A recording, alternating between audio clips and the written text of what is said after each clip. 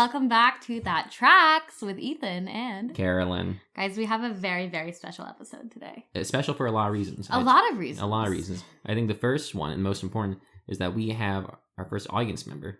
A live studio and audience member. We have a full studio audience. Right, of course. Yeah, you guys cannot see. Yeah, I know. It's Carolyn's apartment is huge, actually. Yeah, Princess Palace. Yeah, we fit. How many people do you think are here? 12. There's got at least 20. You think? I think there's at least 20. 40. 40?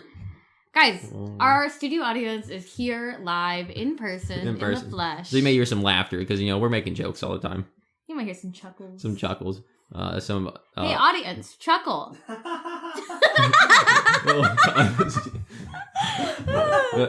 There we go. That was a good one. That was a good chuckle. So that's the first reason today's a very special episode. First reason, absolutely. And what's the second reason? Second reason, because I've got a beautiful cup of tea. You do have a cup of tea. What kind of tea is that? It is black currant tea. Black currant. Yes. I chose it because it's high in caffeine. Nice. Would you mind holding my tea strainer? I'm really scared too. No, just hold it above so that the cup catches the drips so that I can put it in the honey. Okay. This is probably good ASMR. Oh my god. Oh. Okay, yeah, this is the ASMR. Probably more. ASMR. I burned my co-host live on stage. And then here's the.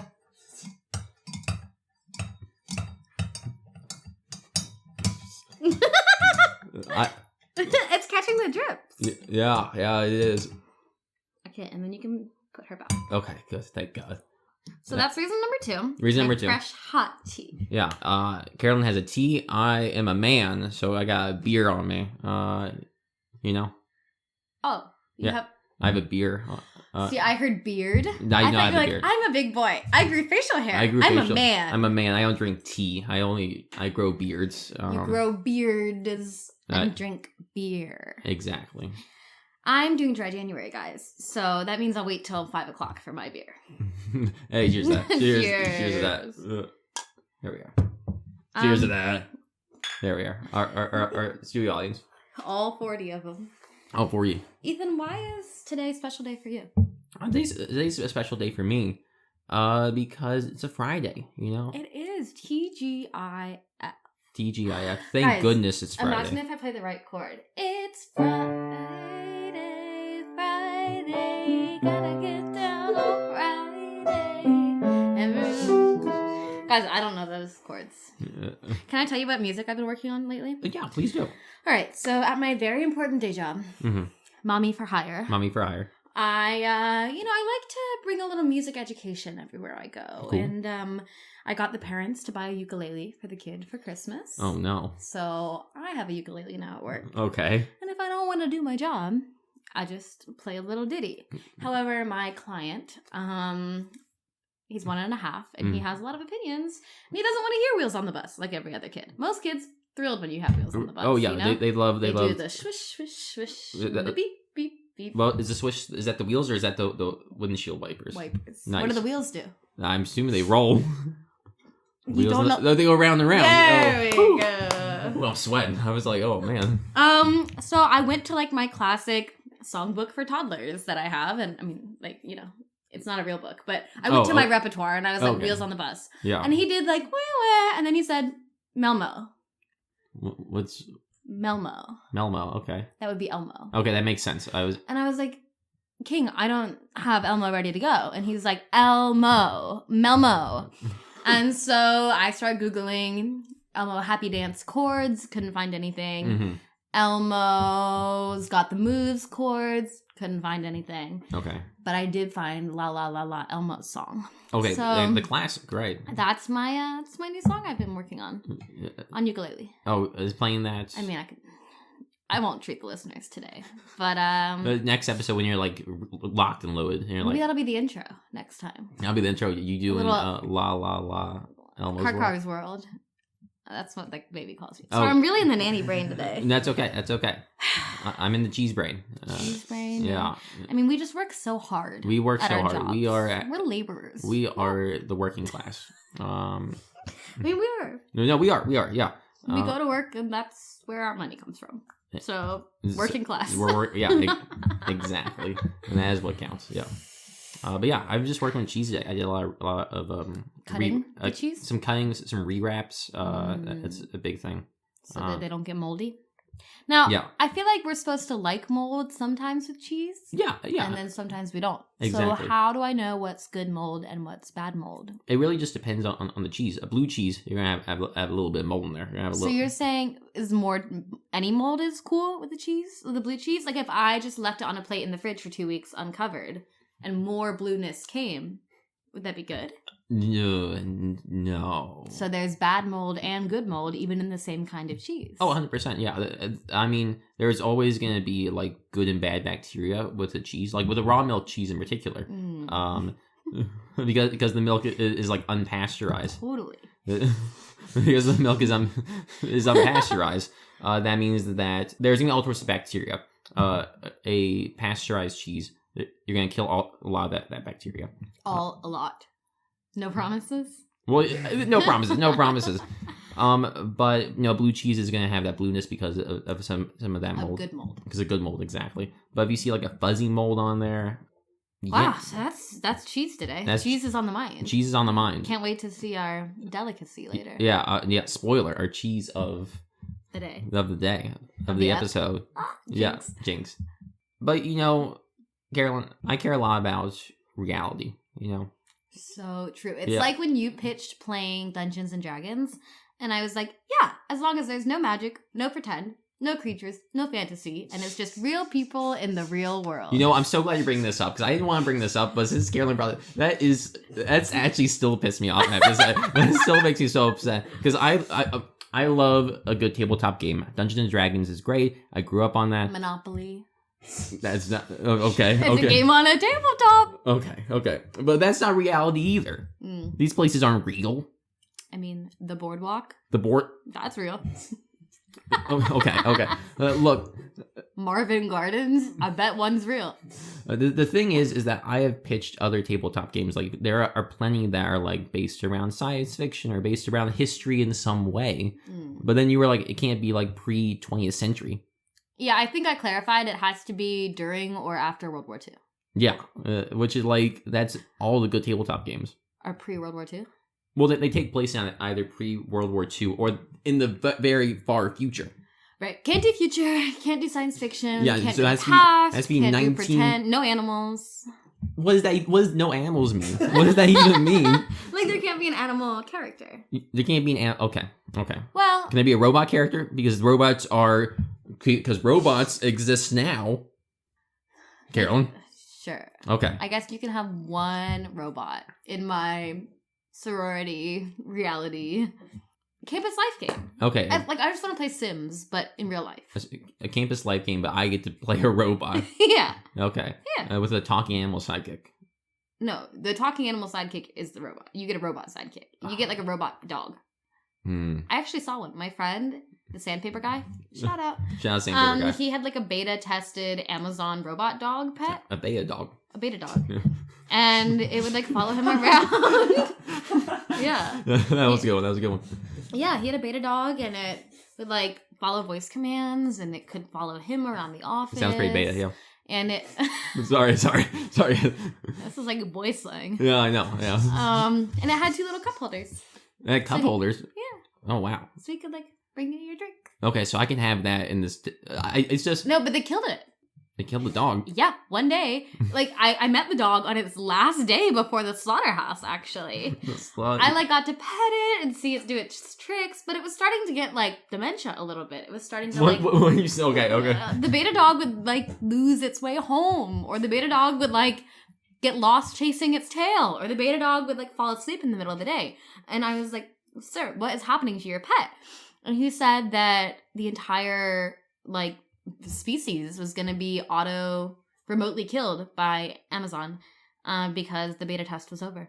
And so now he just has the corpse of the dog. Oh my god. Still a cup holder. That's really sad. It's like an end table now.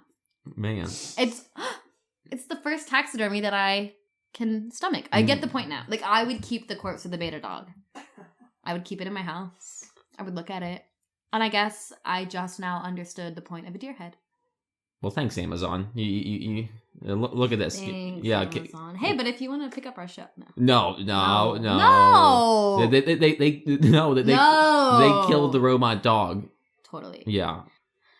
So I was born in the year of our Lord, the new millennium, 2000. Right. And Y2K. You know what else was born in 2000? I was born in 2000. Mother frickin' Survivor.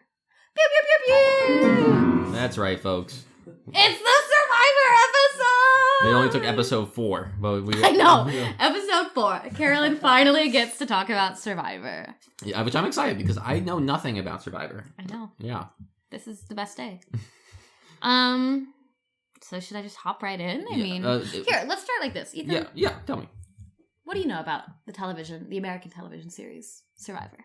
I know nothing really, actually. My knowledge of Survivor is based around the animated series Total Drama Island, which is a common answer, actually. yeah, which is a response to Survivor, you know, and then of course it has Island spin-offs. and drama. Island, drama, total. There's what's the things? Immunity idols. Yeah. Okay, I don't know. Yeah, there's immunity idols there. There's I've seen the clips where folks can pay fake money to get food that isn't rice. I know that. The Survivor auction. The Survivor auction, yeah, of course. The audience says, "Oh." Yeah, O's from the audience. I'm so curious on why you love Survivor so much, because I've known you for a long time, and I feel like your passion for Survivor is like something that when I think of Survivor, I do think of you. When you think of me, do you think of Survivor? Yeah. I don't actually know how I wanted you to answer that, so I guess I'll take that answer. Okay. Why do I love Survivor? Yeah, well, why do you love Survivor so much? So, going off all my rules about what type of media and I can consume. It can't be pretend, it can't be from the past, it can't be from the future, which leads me to reality television, right? That's the logical connection. That does make sense. If you don't like pretend, yeah, then let's do pretend reality. Right. So yeah, I like reality as a genre. I do. I like the trash reality of like Bravo. Mm-hmm. I love culinary reality is actually a passion of mine. Okay. Everything that's ever been on the Food Network, love. Great. Love. I really like competition reality specifically. Okay, I feel that, yeah. Like a Chopped, I love. Yeah. Watch some people cook some stuff from a basket. Super cool. I like competition. There was a Nickelodeon show when I was a kid called Guts, if you remember it. It was like I don't know Guts. Kids jumping on moon shoes and then like climbing up a rock, and yeah, I love competition reality. But my favorite part of Survivor is that it's a very, very complex social game. It is just a game that people are playing, and it's televised. Yeah. But I'm a poker player. I'm a Monopoly player. Mm-hmm. I'm a solitaire player. I like some hearts. All this to say, I'm a gamer, Maybe not a video gamer, like you say. And apparently not a tabletop gamer, since Monopoly doesn't count. So I'm the other category of gamer. A strategist. A strategist, right. Okay. Of course. Of course. And so at its core, Survivor is a social game. Here's the concept. 16 to 20 people are stranded on an island. Mm-hmm. Okay, they are split into groups, yeah. either 2 groups or 3 groups. The game has been around, we just finished season 47. That's absurd. And this started in 2000. May 31st, 2000 it premiered. Wow. And there have been 2 a year for 4.5 years. Mm-hmm. And so the game has evolved a lot.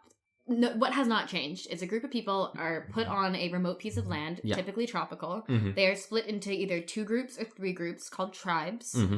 And they compete against each other to win immunity. Because every episode, somebody gets voted out. Right. That makes sense. And when we are in a tribal game, if your tribe wins at a competition, no one has to go home. The immunity, yeah. Yes, immunity. And so the early stage of the game is, establishing camp life. You're building a shelter. You're learning how to make fire. Yeah. You are getting to know each other. You're trying to build relationships. And you're trying to keep your tribe strong so that you win and no one has to go home from your tribe. Makes sense. Okay, say your tribe loses at the challenge. And the challenge is like swim across this and then carry this heavy thing as a team and roll the cart. And then climb up each other's shoulders and then climb over this and now do a huge jigsaw puzzle. And the last one to finish loses. They're very elaborate challenges. Makes sense. Your team loses. You go back to your camp. You have until sundown to talk amongst yourselves. Figure out who did. Whisper, gossip. However you want to do it. Yeah. And then you go to tribal council. You sit in front of our wonderful host, Jeff Probst. And you have essentially like a public forum discussion. He asks leading questions. You kind of give a performance. And everyone casts a confidential vote. And whoever has the most votes goes home. The game proceeds like this until the numbers have gotten down to like 10 to 12 people. All the tribes merge into one. And we are no longer competing for tribal immunity, and you're competing for individual immunity. Gotcha. So instead of being all these saga challenges where we're working as a team, it's like, keep your arm in the air for 8 hours, or as long as you possibly can. They become very endurance-based. If you win the immunity necklace, you're safe, you can't go home. We get to the end. Yeah. There's 3 people left. 3 people left. Everyone you've voted out picks the winner. I see. Okay. So... except the first 6 people, you lost. Go home. Who cares? Once we merge, then we have a jury. And the jury gets to come to every tribal council and watch the public performance, if you will, of like how we're voting, how we're answering questions, yada, yada, yada. They see who goes home. They go back to the party house, drink their weight in margaritas. And all the people who've been voted out in the end vote for a winner. I see. Okay. And so simply as like a social experiment, it's fascinating to like have a micro society that is, you know, put through challenges, stressors, has to turn on itself, but then the people you've, you know, abandoned and hurt and ostracized then have to pick you to win. And so it's a fascinating game, obviously, if you can't tell. Yeah. About how do you like make allies and relationships that support you to get far, but that you can burn them and still have their respect. I see. Okay, that is very interesting. Yeah, wow. Felt so good to just special interest right then. Yeah, wow. So I have so many questions. I was hoping you would. Has anyone died on Survivor? Not in the American version. Oh, okay. Not in the American version. There have been medical evacuations for sure. This one guy fell in a fire. He got super burned up. Turned out to be a pedophile. So it's probably good that he got burned in a fire. Oh my god. Okay. A lot of injuries. Gotcha. No one has died in the American version. I don't think anyone has died, but there was a Reddit thread that was really convinced that someone drowned in some country. How many different survivors are there? Yeah. The Australian is the second best. Okay. I actually don't know the answer to that question. Okay, interesting. Yeah. But so how does the Australian compare? Moving on. Oh. Not prepared for that one. That's fine. That's totally fine. It's in Australia. Yeah. Okay. Figure that makes sense. Yeah. Yeah. And they have filmed all over the world, but currently they film in Fiji. Oh, nice. So the cinematography is also just beautiful. You're looking at like gorgeous islands and palm trees. Yeah, that's my next question. Is it like kind of the same island? Do they like island hop? What's so the first like 20, 30 years, 30 seasons, they were hopping all around. We had a Guatemala season, we had a China season, we had the Australian outback, we had Africa, we had wow. Palau, we had Samoa. Interesting. Now they've really cut their budget and should lay out a island. It's Fiji every time. They got a good deal with the Fijian government. Yeah. Oh, and if you win, you get $1 million. You get $1 million. You get $1 million. Oh my god. Except for the all winners season. The winner got $2 million. Interesting. Second place gets like 120,000. What? Okay. Third place gets like 80,000. No, a lot of people, especially in the early days, people were going for the money. Yeah. I mean, still. Yeah, I would go for no other reason. You probably get like 620,000 after taxes. Oh man. Oh, shit. But I mean, I would take $620,000. What would you do if tomorrow in your bank account you got wired $620,000? Oh, I get a sandwich. That's first and foremost. Like I need a sandwich to mellow out, and then I don't know what I do next. Maybe a drink. Sandwich and a drink. I when think he wins the lotto. When he wins Survivor. Yeah, I think I keep it chill. Then I would self-fund as many projects as I can. Aw, An artist. An artist, exactly. Now, I'm doing my wild shit. I'm doing the stuff I didn't think I could do. Yeah. Yeah. Love, yeah. What would you do if you got $620,000 wired into your account tomorrow? I feel like I would quit my job. Because as soon as I quit my job, my first answer was like, go to an island. Oh, okay. I guess if I won it from Survivor, I would have just gotten back from the island. Yeah, that's an interesting choice. Like, I have all this money. I'm going back to the island. Yeah, literally. I want to go to like a tropical island. One with like a bar that makes me like frozen margaritas on the rocks. Yeah, margaritas on the rocks. And I would buy some really cute new bathing suit. On the island or before? Before. Okay, got it. Yeah, I would plan my wardrobe. Got it, that makes sense. And I would bring some bestinas. I would bring the bestinas, best friends. I was thinking girls, sorry. Oh, okay. Yeah, I'll buy you a sandwich. It's not like we're... All right, we're back in. Yeah, I'm back. But here's my thing. I don't know if I just have a New York mind right now. I don't want to go on the island. Really? I don't want to be on the island. On Survivor or on Reward? on my millionaire's vacation? No, just in general. I'm not a big island guy. Because beach and sand. Because of beach and sand and water. Beach, sand, water, bugs. Yeah, bugs are... No, actually bugs. Yeah, bugs, maybe. Snakes. Well, so that's part of it too, is that like, yes, you're playing this game for $1 million. And it's been on so long that like true fans of the game are now a part of it, who have watched every season, have analyzed all the strategy. Right. So it's quite hard now. Yeah. And like back in the day, a really strong player would get very far. Yeah. Nowadays, if you are too impressive, they'll get you out immediately. Makes sense. You're gone. Yeah. The other very real part of it is you are sleeping on a remote island for the first 40 seasons for 39 days. You have to last 39 days on a remote island. Oh my god. And production in the beginning, this has changed too over time. They give you a machete. They give you flint. Cool. And they give you a pot. Oh, like for not marijuana. Okay, I was like, man, those early seasons were wild. You have to forage your own. Yeah, Jeff Probst, he was going wild down there. And then you have to build your own shelter, right? Oh man. So in the beginning, it's like, let's cut some bamboo. Let's make a shack. Yeah. And there's politics about like who you sleep next to. Like if you have a cool sleeping buddy, y'all might be a pair. Sleeping buddy.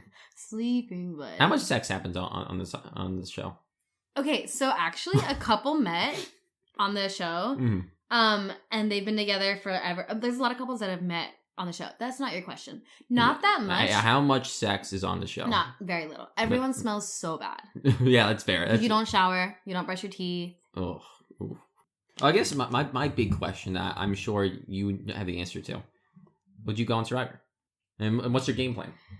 If you want to share that with the audience. Well, for sure I'm going on Survivor. Yeah. When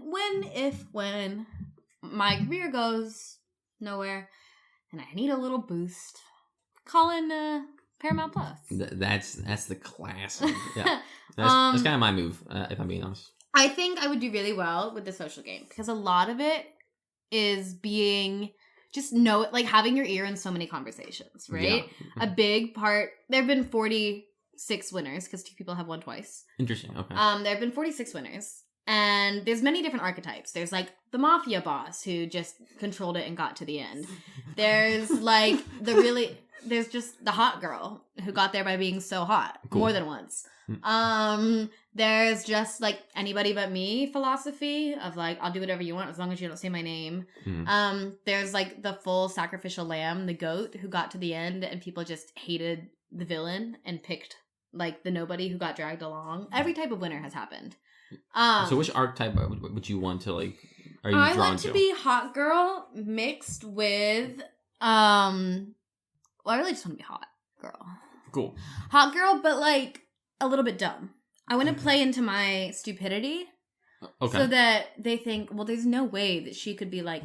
Honestly, I'm gonna pair up with an older man, not like an old man, but like a 40-year-old. Right? Yeah. And I'm going to let it be like, kind of like Russell Parv for the fans, like a Russell Parvati or Russell Natalie, except I won't pick someone as dastardly as Russell, and I'll be dumber than Parvati. For you, that means that I am going to get a meat shield. right? I'm going to have a big targeted guy, not a young athletic guy, because those get killed off. Noah wanted me to say on air that I think he'll win. I don't know that I think that at this current point in time, when he is 37, maybe, and has kids at home, he's more likely to win. But like the young, athletic, charming golden boy nowadays, killed immediately. If you are too strong in challenges, out. If you are too chatty, out.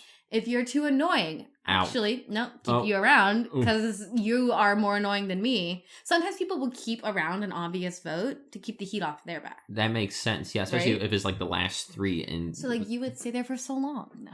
Oh my god! I'm kidding. That was an easy one. That was an easy one. That was good.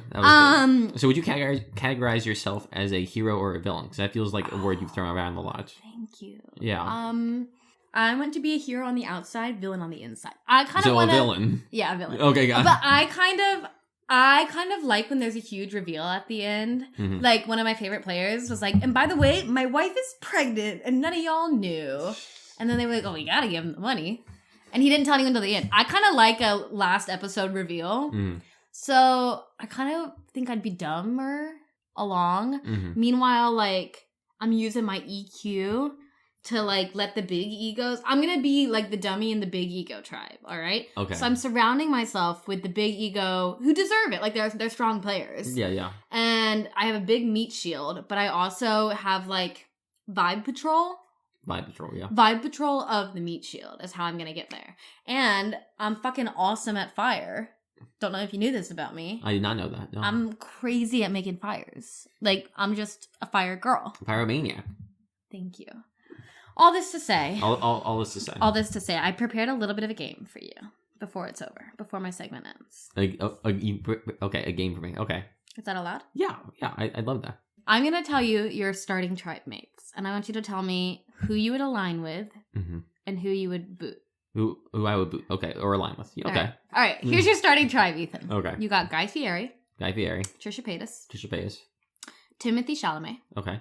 Ellen DeGeneres. Ethan Anthony. Okay. And DW from Arthur. Which one is DW? The little sister. Oh, got it. Okay. So first out, DW, don't like. Out. Right. But if you keep the annoying one on, there's always an easy vote. That's it. Because whenever people are like, I don't know, Ethan's kind of cooking in the kitchen, you could be like, isn't DW the most annoying girl you've ever met? I'm sick and tired of her. See, I think that's my issue. That I see the theory, and the theory makes sense. But to be with someone who's annoying for 39 days, I feel like that would put me over. It would be worth. It would be worth $660,000 in sandwiches. Yeah, actually, it would be. Okay, so you could go to the bodega 66,000 times. What, $10? I guess your haul is more like $16. Yeah. What's 666,000 divided by 16? Either way, a lot. A lot of sandwiches. A lot. Okay, so we'll keep DW. First was Guy Fieri. Yeah. That's tough. Do you think he has any survivor skills? Because sometimes if you're like cracked at fishing and you're bringing home all this tuna, no one's catching tuna. Yeah.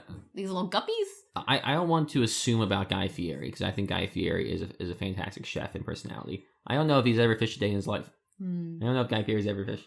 So I'm not worried about him. So I'm not concerned with him. I'm not concerned with Guy Fieri. That's DW. That's Guy. You got Timothy Chalamet. I don't think I have any real concern about Timothy Chalamet. Do you think he could be good in challenges? I think he's because the individual challenges are often very endurance based, and they also have a puzzle element. And I feel like actors are like sick in the head. He can go somewhere where he can stand on that post for 8 days. That is a good point. Also, I feel like socially, especially with his press tour he's on, I feel like he really charismatic. He really killed the social game. You got Ellen. I don't think Ellen's gonna be that great. I'm not worried about Ellen. I'm not worried about. Is she your goat that you're taking to the end? Maybe, yeah. Teaming up with an older lesbian woman, that's always Noah's strategy. Yeah, and you know what? I think take her to the end. No one's gonna vote for Ellen. She already has the money, and no one likes her. That's a good point. Those are all good points. Okay, what about my girl? Trisha. Trisha, I think similar to Timmy. Very sharp personality. Yeah. Though I feel like Trisha could cause more like internal conflict. I think more drama in that way. Because she's a woman. No, I think just her track record.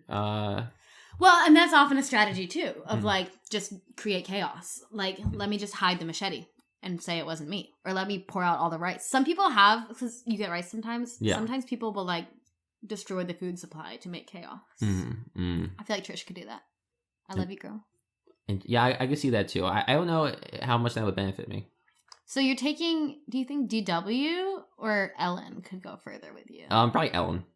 You taking Ellen to the end? I think I take Ellen to the end. Yeah. And so first boot's Timmy? I'd say, yeah, first boot is probably Timmy. And then I boot Timmy, and then I probably boot Guy Fieri, then DW, then Trisha. Then it'd just be me and Ellen, right? Yeah. Yeah. Wow. And then I'd win. And you think they'd vote for you over Ellen? Or do you think you pissed them off? No, I think they vote for me over Ellen. I'm quite confident in that. I mean, look at me. Aww. Who wouldn't want to vote for me? Right, studio audience. Nice. So the studio audience had a silent yes. Yeah. There was all 40 nods in agreement. You know, Eythen, talking about starving on an island really makes you hungry. She's so hungry. And you know what? I think I have the solution. I think I have some cheese. Folks, it's that part in the episode where I bring out a cheese for Carolyn from the cheese shop that I work at that you guys aren't allowed to know about. They Not know yet. about it. You just can't know where. You can't know where. You can't where know or what it is. Exactly. It's a secret. And I think I have a good cheese. Last episode, the cheese that I brought for Carolyn was not... Kind. It was not maybe her favorite. Felt like it was workplace harassment a little bit. Oh my god. The jet toast was not a favorite, so I thought I'd bring something a bit safer, something that's a bit more inviting, something that I haven't tried yet myself, but folks love. Folks, this is the Red Fox. Wow. The Red Fox. The Red Fox is a Red Leicester. Are you familiar with Red Leicester? I've heard the name. I don't know what it means. So a Red Leicester is a cheddar adjacent cheese. It has a lot of similar qualities to a cheddar. It comes from the region of Leicester or Leicestershire in England. Initially, this was called a Leicestershire cheese, but they differentiated by calling it a Red Leicester because there was such thing as a White Leicester that was sort of a wartime meal in the 1940s. Is Leicestershire and Worcestershire from the same language? They're both English. They're both. So yes. Yeah, they're both English. The Shire sure refers to those communities in England. You knew the answer. I was locked in there. But this is the Red Fox. A lot of times, Red Leicesters are a bit younger, but this one is aged for 16 months. It's produced by folks at Belton Farms, also in England. And what I love is every time I've read about this cheese, it says there's a cunningly unexpected crunch. A kindly? Cunningly. Oh, a cunningly. Unexpected crunch. Cunningly unexpected crunch. Which I think is like such a fun way to describe this. Now, I've never tried this because it's like kind of expensive, but I got a smaller piece. So I thought, why not give it a try? All right. Well, already I'm a lot more excited. Yeah, it's quite crumbly. It's a crumblier. This one looks more edible. It does. More like a cheese. More like a cheese. Yeah. Less like a craft item. Mm-hmm. Yeah. No, I'm interested in the crumbliness. I can tell it's aged. Exactly. What kind of milk is it? This is a cow's milk. Pasteurized? It is pasteurized. Great question. Thanks. And yeah, I'm really excited for this cheese. Let's make sure they get a really good shot. Yeah, absolutely. This is our thumbnail. Nice. Wow. All right. So let's get us a piece. Yes. It smells like cheese. Yeah, more of a classic cheese feel. I bet you could make some crazy mac and cheese with this. Just by color alone. I'd be curious of that. All right. Fun fact, when Red Leicester was first made, they got cheese to be this color because they put carrots and beet dyes in there. Well, you just know so many things. I did a lot of research before this episode. Wow, thanks, Eythen. Yeah. All right, let's get dig into this. I'm pumped. Cheers. Cheers. Much better. It's kind of delish. Man, so good. That is really good. Wow. First place. That's really good. I will say, did you get much of a crunch? There's like a bite to it. Yeah. It's more subtle. There's like a nuttiness. There's texture. There's certainly a nuttiness to this. In a Parmesan-y way. It has like a similar texture to Parmesan. It does. I do feel a lot of Parmesan vibes to this. Yeah.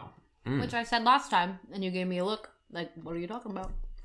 Yeah, but this, And it has a similar texture, too. And, like, a crunch in a way that a Parmesan crunches. Exactly. Which isn't crunchy, but...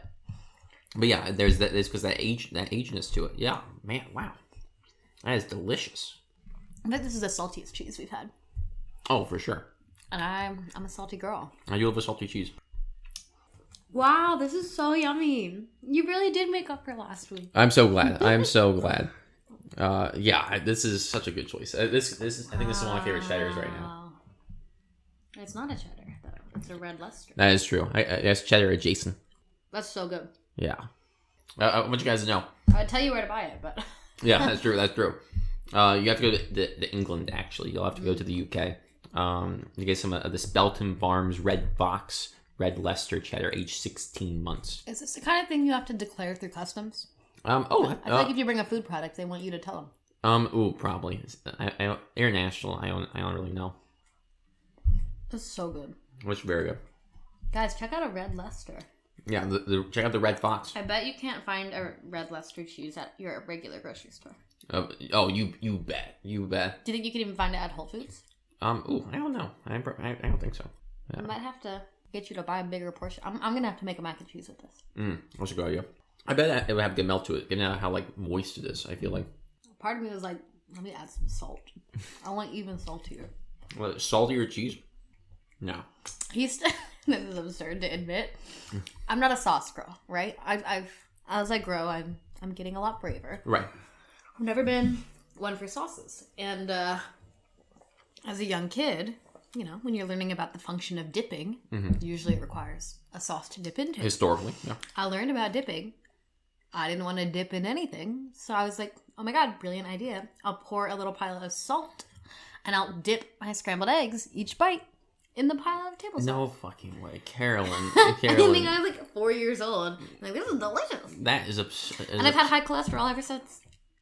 That is actually, I think, the wildest thing. You've said some wild stuff, I'll be frank, but I think... Off air? No, just in general. And I feel like this is the most absurd... So you had a pile of salt in like... Specifically for scrambled eggs. I don't know if that's better or worse. I'll be honest. You should try it. I would pour... This was like not even grind. This was like, it's 2004.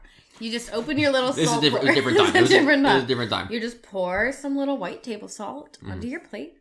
And you take your fork. And you get some scrambled eggs. And then you dip it in the salt. And sometimes you have to tap a little off. Because it can't be too salty. And you put it in your mouth. Like you eat things. It's delish. God, we're for sure gonna clip this. Because this feels... Dipping your food in salt. Nobody else? It feels illegal. It does feel like illegal. Well, on that note, that was the Red Fox. And would we say that the Red Fox is our favorite so far? For sure. Number one? I'd say far so. And above. Nothing else is even close.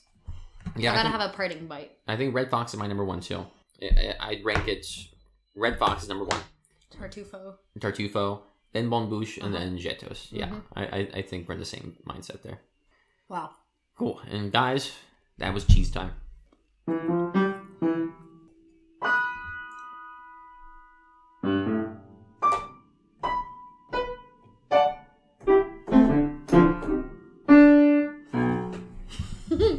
I can't play piano. Yeah, that was beautiful. We're drinking. And you know where else you can drink? The airport. Airport, which I love to do. I love getting Bloody Marys at the airport. Beside the point. Did you like Bloody Marys? No. Oh, okay. We'll talk about this later. But you can also get a drink at a bar, and sometimes a bar it's not good. A little dirty, stinky, gross bar. Sometimes it needs saved. Sometimes it needs a rescue. It needs a rescue, folks. I'm talking about the hit reality show Bar Rescue. Hell yeah. Now, Carolyn. Eythen. Have I gotten you into Bar Rescue? Because I've shown you, you've seen a lot of Bar Rescue clips that play on the TV when I'm in the living room.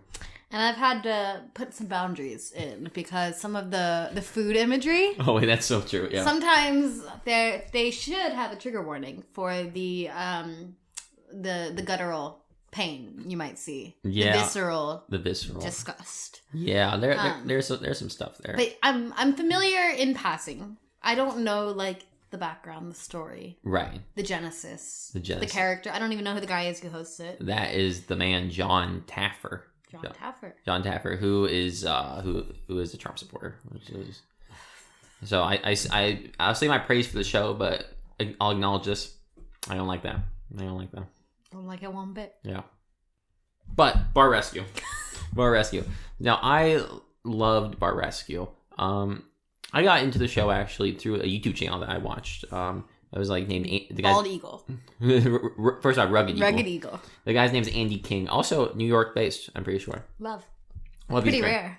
Yeah, pretty hard to find. A New York content creator? No. He posted a few videos reacting to some Bar Rescue episodes, and I was like, oh, well, let me watch some more of this. And it sort of became my my go-to thing to put on the TV. It was Lego videos, then Bar Rescue. Then Marble Racing. Oh, Marble Racing, that one was brief. That one's kind of a brief one. I loved that chapter. That was a fun one. With that being said, Bar Rescue is great. So I'll explain the concept. The host is named Jon Taffer, who is this like tall, kind of balding man who always wears a sports coat. He has a history in the hospitality industry. He's made that every episode that clear. That like I have a history in hospitality. Yeah, exactly. I am the best in hospitality. He makes that very clear. He comes into bars that aren't doing good. They aren't making a lot of money. Trying to figure out what is wrong here, and then works with them to support their staff, renovate the bar, and overall save the bar. In theory, it could be kind of boring, but I think because they found bars that have like just the most obnoxious people and the worst characteristics, I think it really is allowed them to stay for like 9 seasons. What do they stream on? I think is that a Peacock or Paramount? I think it's Paramount. So is Survivor. Oh my god! Wow. We could watch them back to back. Wow. Yeah, oh my god, that'd be so good. And the thing is that new seasons of Bar Rescue aren't as strong. Mainly because Jon Taffer is less. Jon Taffer will often bring in like guests, because a key part of the show is that there's a stakeout. First episode, you get an idea like this is the vibe of the bar. This is how. So undercover, exactly. They're in the car and they're watching clips because they've hidden like 18 security cameras in the bar to see just how they're operating. What can be rescued. Exactly. Like, okay, who is the problem? Because there's always one guy who's the problem. I feel like I saw one where it was like a mother and a daughter trying to run the kitchen and the front of house. Mm-hmm. And they were like just microwaving food. And the sanitation crimes are hard for me, I'm not going to lie. Yeah, I think early on, those were the most prominent. The sanitation crimes? They're like, oh, this guy didn't wash his hands. Oh my God. That's another thing about Bar Rescue. Jon Taffer gets angry very easily. Which, like, to be fair, if someone was like, didn't wash their hands after using raw chicken, I'd be upset. Yeah. But especially with a background in the hospitality industry. Exactly. But Jon Taffer is like, you are a disgrace. It'll be very clear. I think there was one episode where he was like, you are a disappointment to your son and your father. And it was a lot, actually. I don't even remember what he did. I think I'm like, damn, that must have been really bad. I've also seen them where they're like drinking on the job a lot, which I feel like is part of a good bar, if I'm being honest. But it's hard to say. When the bartender like picks you and is like, you know what, let's do a shot together. Okay, fair. Okay, that is like, I'm God's chosen soldier. I was gonna argue against it, but I've thought Does that happen to you, where a bartender's like, and you know what, this is on the house and I'll have one too? Yeah. Oh my God, it happens all the time. Every time I go out drinking. I'm just that popular. I'm just that cool. You're that guy. But it really is the best feeling, because like, oh, I have a friend. Yeah, so the early seasons, a lot of sanitation problems. Right. We're seeing, you were saying versus the new seasons. The new seasons where it feels like the stakes aren't as heightened, I guess. I think Jon Taffer is like trying to make more like commotion. And a lot of times it's very simple, like, oh, I'm sorry. You know, like small issues that are solved with like, oh, I'm not getting as upset as you are. I understand. I'm trying to make this better. And in the early seasons, it's less sensationalized. It's less sensationalized, but they're trying to still find that sensational nature. And we're on season 9. I'm pretty sure season 9, season 10. Yeah. I mean, Survivor is starting season 48, but yeah. But again, I think part of that is because Jon Taffer isn't as present, because Jon Taffer brings in like guest hosts. And they're like, this is one of the best chefs in the country, or this is one of the best bartenders in the country.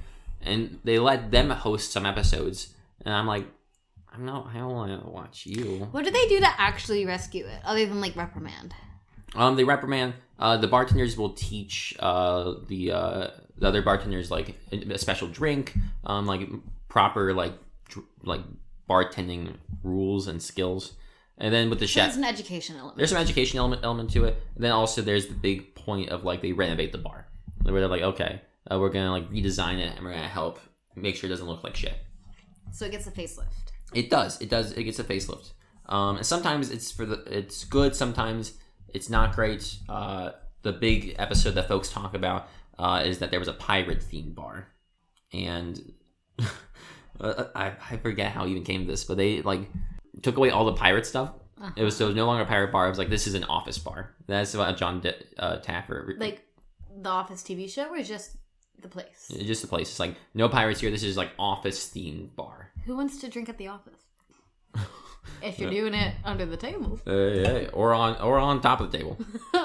If you're breaking a rule. Oh, fair. Okay, yeah, under the table. Yeah, let's keep it under the table.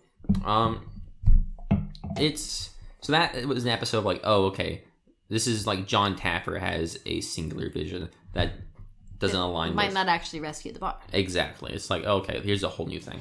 Do they do any sort of like checkups on them, like a reunion show or a 6 months later? There are some episodes, but those are mainly episodes where Jon Taffer has to come back. Like it didn't work. Yeah, it's like, or after COVID, there was a few bars that were featured. They were like, okay, we're not making money because this is COVID. Right. So then Jon Taffer has to come in and help. And I feel like then he's a bit like nicer. He's like, come on. It's more sad. He's like, come on, Joe. You've done this before. Why can't you do it again? Do you think he actually saves the bars, or he just makes a good episode of television? I haven't checked the numbers, but there's been at least a few times where the bars have ultimately went under. I feel like that might happen. Yeah, it happened more often than not. Yeah. Yeah. It's hard to pick up those habits. And washing your hands. Washing your hands. Or being consistent about washing your hands. Like sometimes it's like, oh man, I just love this raw chicken. I just want to feel it under my fingernails. Yeah, exactly. It's like, oh my god, I gotta wash hands.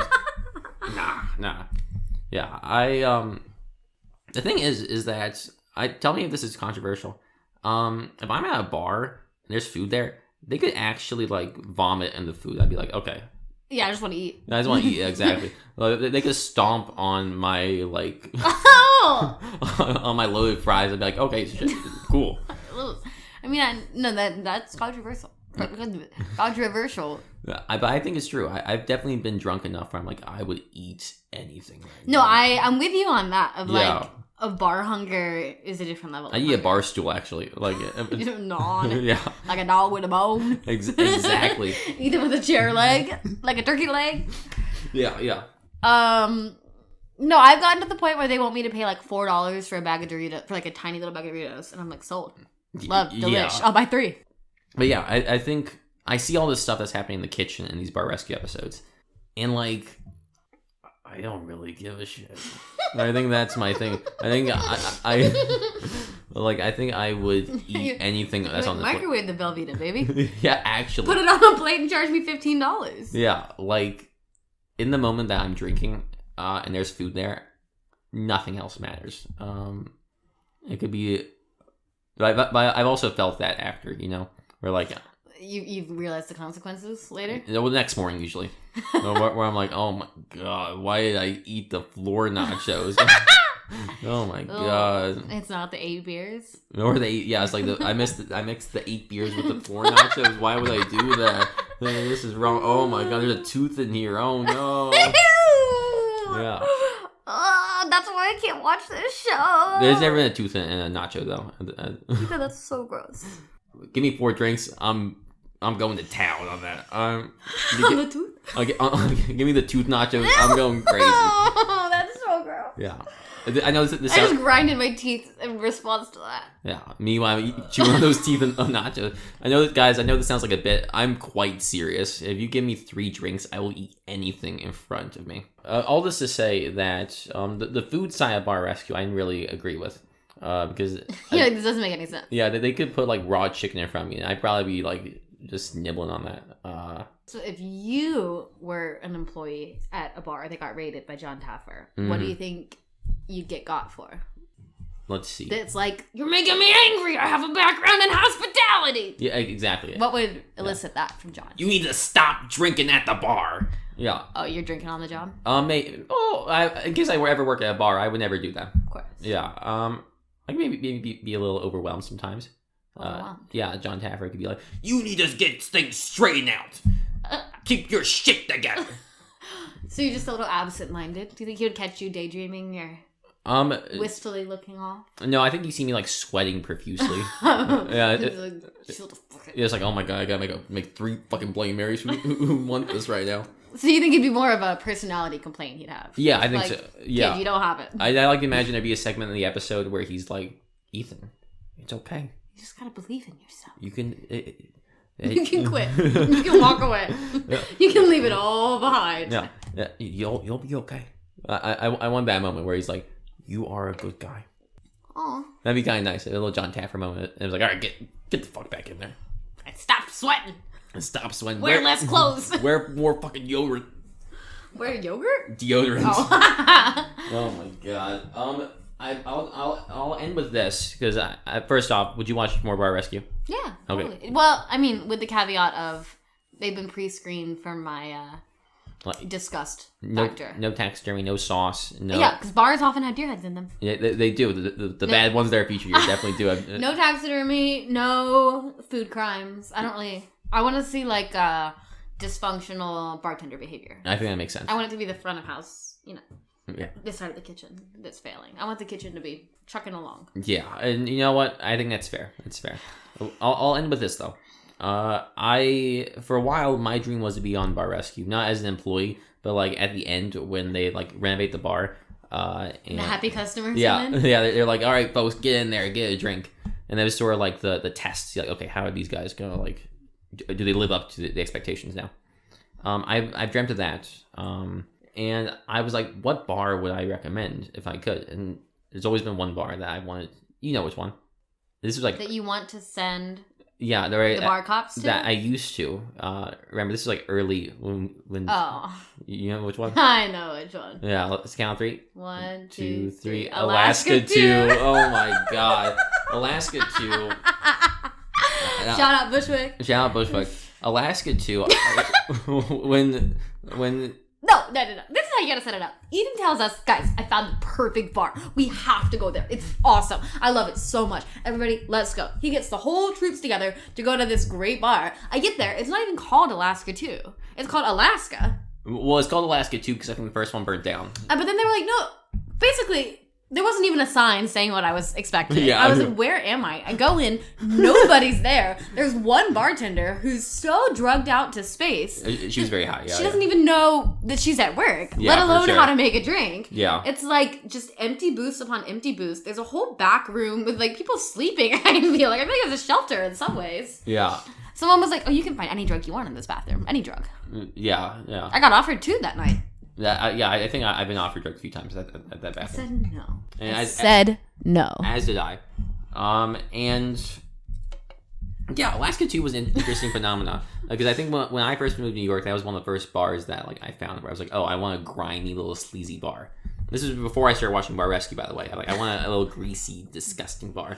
And what's interesting about Alaska 2 is that as Carolyn pointed out, the back is usually empty, but the decor is inspired by David Lynch, rest in peace. Inspired by like a Twin Peaks. Wait, really? Yeah, like the way the floor is designed and like the red curtains. It's a lot of Twin Peaks vibes in there, which I think is quite fitting actually because the place it does feel like a Lynchian Twin Peaks bar. It's kind of weird. The bartender I saw them a few times. Usually very high. Yeah. On a mix of things. On a mix of things for sure. And I think they brought their dog one time. I remember that. She was like sitting at the bar.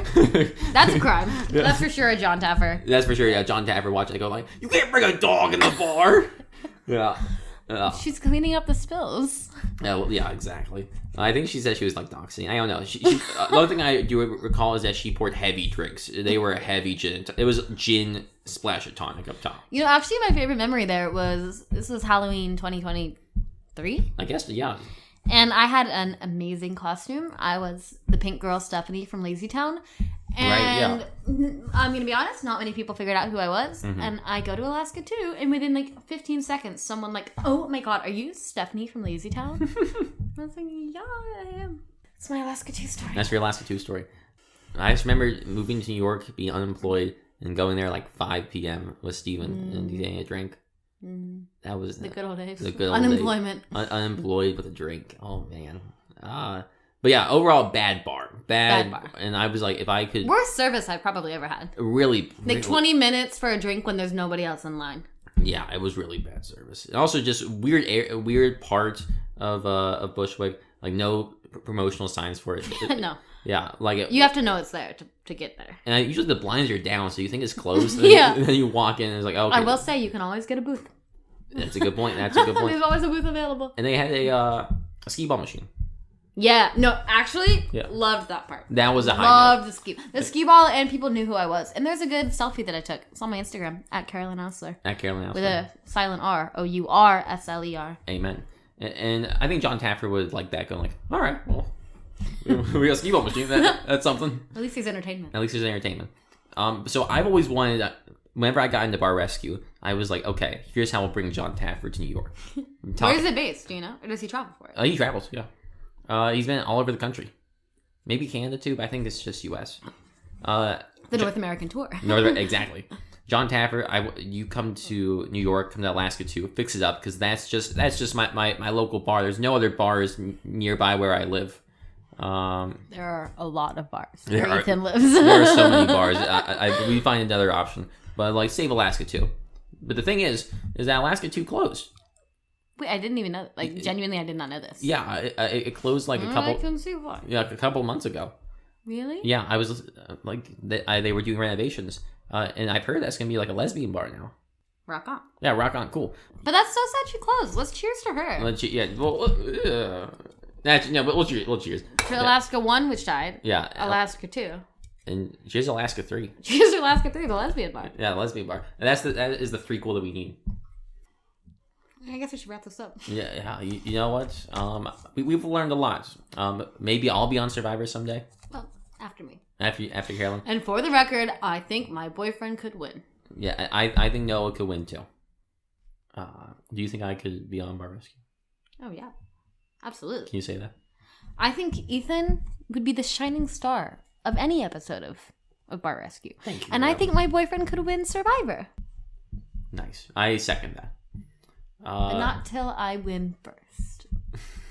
And folks, I think that concludes our episode of That Tracks. That Tracks. That Tracks, man. Episode 4. Can you believe it? I know. Carolyn, how can we find you online? Oh my God, you can find me in my Lazy Town costume for 2023, featured at Alaska 2, at Carolyn Ausler, CarolynOursler on Instagram. There's no hyphen, just my name. Yeah. Eythen, where can we find you? You can find me also on Instagram. My name is Eythen Anthony. Eythen spelled EYTHEN _ANTHONY. The Anthony is normal. There's nothing special about that one. And don't forget to follow the pod on its Instagram, which we have totally rolled out by now, and it's popping. Yeah, we got Jimmy working on that one too. Jimmy's cutting reels together. Jimmy's using social strategy. We'll have to get Jimmy on an episode soon. Yeah, he works really hard. Yeah, he's doing a lot. So thanks, Jimmy. And we'll see you guys next time. Thanks for listening. See you next time. Yeah. Thanks for listening. We gotta go watch some improv. Yeah, well, let's go see some improv. All right. That tracks. That tracks. Eythen and Carolyn. Do-do-do-do.